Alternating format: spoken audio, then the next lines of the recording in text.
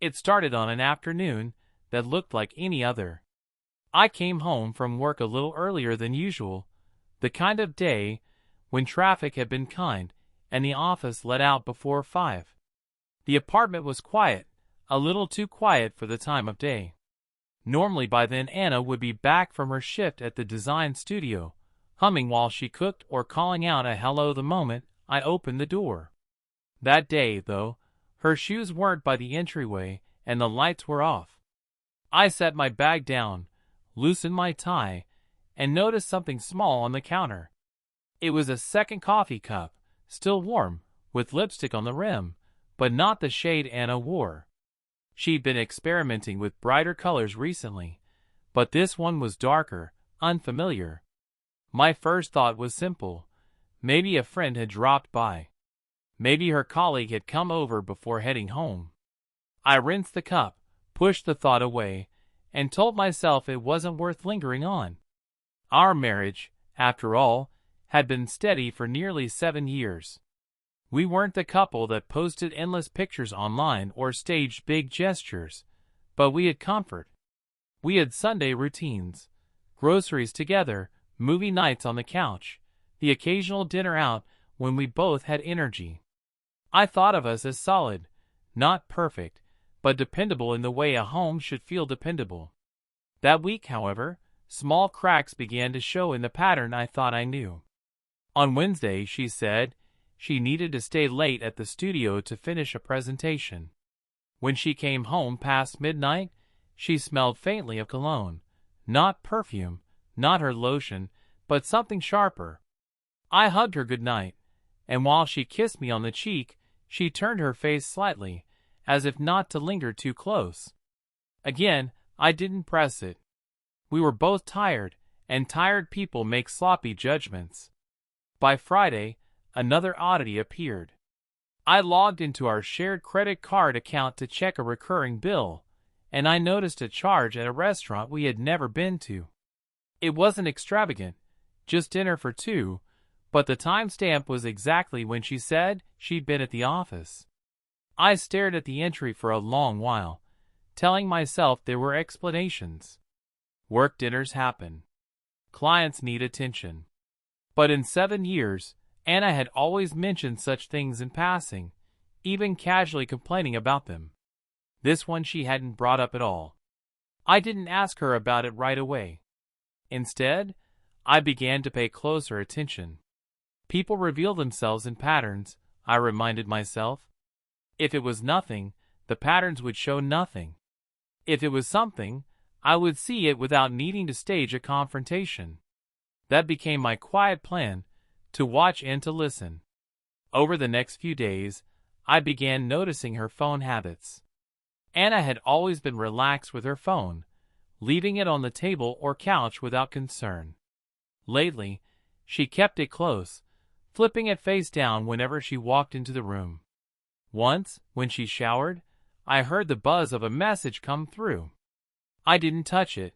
I wasn't ready to cross that line, but the new alert tone caught my attention. She had changed it recently, something she hadn't done in years. Small details, but small details add weight over time. There was also the matter of her clothes.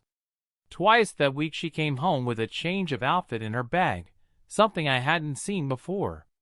She said she had been at the gym, though I hadn't noticed her gym card charges in months. Again, nothing conclusive, just fragments, floating pieces that might form a picture if I waited long enough. On Saturday, I decided to test things gently.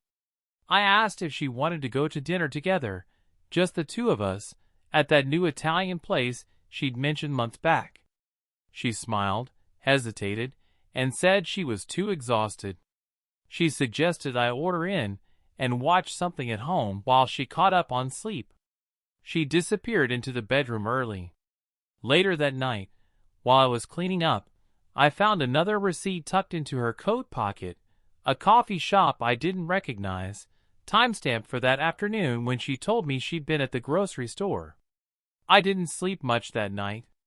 Instead, I lay awake, staring at the ceiling, thinking about the woman beside me who breathed in even rhythm as if nothing were wrong.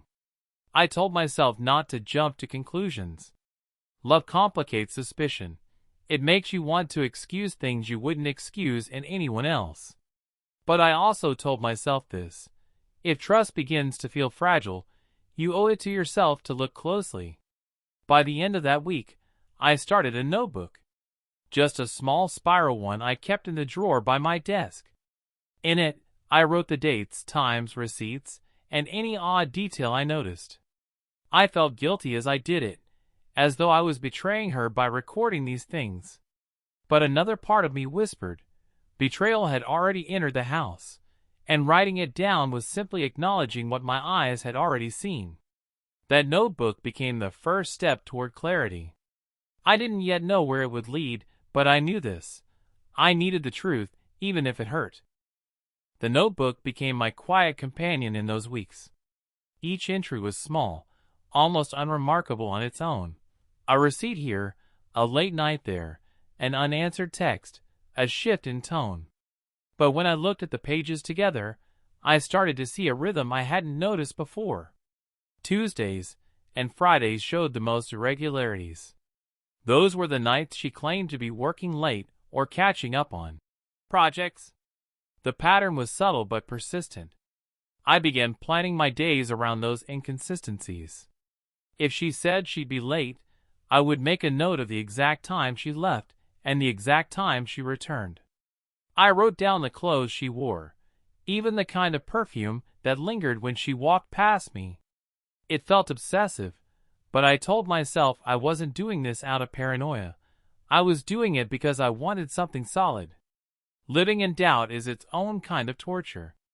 To keep myself steady, I stuck to boundaries. I refused to snoop through her messages or follow her in the street. I wanted to keep my integrity intact, even if hers was unraveling. What I did instead was practical. I checked the shared bank account every few days, monitored the car's mileage when she borrowed it, and compared the timestamps on her explanations with the receipts I quietly collected. Some nights I tested her stories. If she said she had a late client meeting, I'd casually ask, "Which one? Did it go well?" Sometimes she answered too quickly. Other times she deflected with vague phrases like, "You wouldn't know them. It's just a work thing." Those vague answers went straight into the notebook. I also began to notice the way she carried her phone. She had always been careless with it before, leaving it on the coffee table while she showered or cooking with it in the other room. Now it was almost glued to her. Even when we sat on the couch, she'd keep it face down, and whenever a notification buzzed, she'd pick it up immediately, sometimes even walking into another room to answer. It was a shit too stark to ignore. The more I wrote, the clearer the picture became. One Friday, for example, she told me she'd been stuck in traffic after work.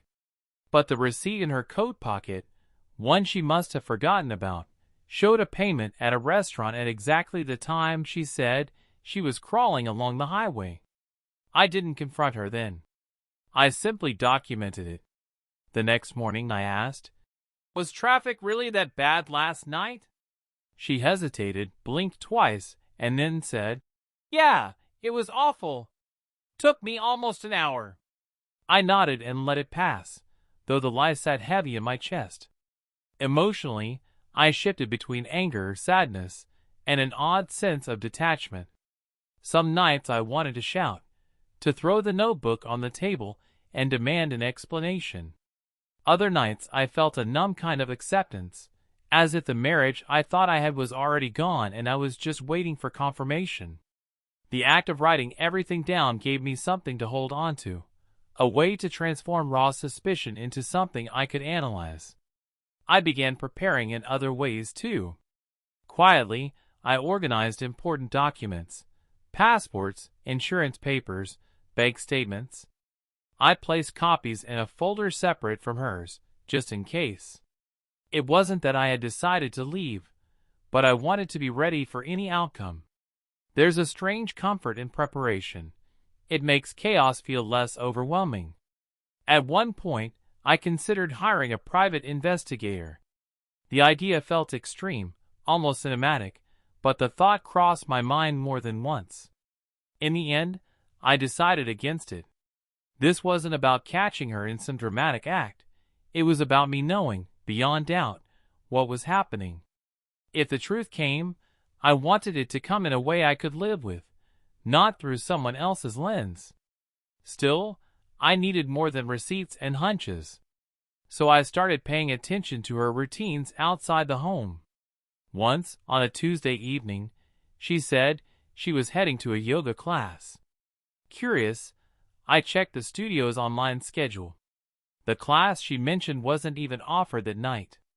I didn't tell her I knew. I simply added it to the growing list of inconsistencies. Around the same time, a friend of mine mentioned seeing her in town one afternoon, laughing with someone he didn't recognize. He said it casually, without malice, but the detail stuck. I asked what the man looked like, and he described someone tall, dark-haired, maybe early 40s. It didn't match anyone I knew from her circle. That night, I wrote the description in the notebook, underlined twice. By now, I had pages filled with observations, enough to know that my instincts weren't wrong. But suspicion, no matter how strong, isn't the same as proof. I needed something undeniable, something that would cut through excuses. So I made a quiet decision. The next time she said she was working late, I would follow. Not to make a scene, not to confront her in public, but simply to see with my own eyes. The night I chose was another Friday. She left around 7, dressed a little sharper than usual for extra hours at the office. I waited 15 minutes, then grabbed my jacket and stepped outside. My heart raced in a way I hadn't felt in years. Following her car at a distance, keeping my headlights low, I reminded myself this was not about revenge. It was about truth. She didn't drive toward the studio. Instead, she headed across town, toward a quiet street lined with restaurants and bars. I parked a block away and walked. From the corner, I saw her enter a small bistro, greeted warmly by a man whose face I instantly recognized from my friend's description. They embraced, not casually, not like colleagues. They held each other in a way that told me everything my notebook could not. I didn't step closer. I didn't storm inside. I simply stood there for a long moment, letting the sight etch itself into my memory. After weeks of doubt, of scribbled notes, and second-guessing, the truth was no longer hidden. I turned and walked back to my car. My hand shook on the steering wheel, but my mind felt strangely calm. There would be no more guessing, no more half-truths. The next phase was no longer about gathering evidence. It was about deciding what to do with it. Driving home that night, I realized the hardest part was not what I had seen, but what I had to decide next. The embrace in that restaurant had stripped away every ounce of doubt. My notebook, the receipts, the stories, they all pointed in one direction, and now I had seen it with my own eyes. I wasn't chasing shadows anymore. The truth was solid, undeniable. But with the truth came choice. I could confront her immediately, slam the evidence on the table, demand explanations. Or I could be measured, plan carefully, and protect myself before I opened the door to confrontation. I chose the latter. Reacting in anger might satisfy something in the moment, but I knew it would leave a mess I'd regret. The next morning, I sat with a coffee and began organizing everything. I laid out the receipts, the notes, even a sketch of the restaurant scene from the night before. I wasn't preparing for a courtroom. I was preparing for clarity. I wanted to be able to look at it all and remind myself, when emotions got high, that this wasn't just suspicion or paranoia. These were facts. Over the following days, I quietly put practical things in order. I copied essential documents, moved some savings into a separate account, and asked a close friend if I could stay at his place if I needed to leave suddenly. It wasn't about revenge. It was about making sure I didn't get caught off guard. Finally, I chose the day. A Sunday afternoon, when neither of us had work. I asked Anna to sit down in the living room. She looked cautious the moment I said we needed to talk. Her eyes searched mine as if she already knew where this was going. "I need you to listen before you say anything," I began. I opened the folder and showed her the receipts, the mismatched stories, the notes. At first, she tried to explain. "That dinner was with a client. I didn't tell you because it wasn't important." But when I described seeing her at the bistro, with a man whose arms lingered around her shoulders, the room went quiet. She looked away, and in that silence I had my answer. What followed wasn't shouting. It wasn't cinematic. It was painful in a quieter, more cutting way. She admitted there had been someone else for months. She said she hadn't known how to tell me, that she hadn't meant for it to go this far. Her voice broke, and for a moment I almost felt the old reflex to comfort her. But then I remembered all the nights I had spent questioning my own sanity, the notebook filled with small lies, the careful way she had hidden parts of her life. Compassion gave way to resolve. "I can't live like this," I told her. "Trust doesn't survive lies this deep." We spoke for hours, circling the same painful truths. In the end, we agreed it was best to separate. She packed a small bag that evening and left to stay with a friend. The apartment felt unbearably empty after she walked out, but it also felt honest for the first time in months. The aftermath was messy, as these things always are, dividing finances, telling friends and family, dealing with the quiet judgments and awkward silences. Some people were sympathetic, others seemed to look for someone to blame. Through it all, I kept reminding myself, I hadn't chosen betrayal, but I could choose how I responded to it. In the weeks that followed, I learned to live alone again. The chipped mugs on the counter became mine, not ours. The silence in the apartment was heavy at first, then slowly began to feel like peace. I threw away the notebook one night after realizing I no longer needed proof. The truth had been seen, spoken, and accepted. Holding on to the evidence only tied me to the past. What stayed with me most wasn't anger, but clarity. Clarity that love cannot survive without honesty. Clarity that ignoring small signs doesn't protect you. It only delays the inevitable. And clarity that walking away, even when it hurts, is sometimes the only way to protect the part of yourself that still believes in trust. This wasn't the ending I had imagined for our marriage, but it was the ending I could live with. And in that acceptance, painful as it was, I found the first steps towards something new.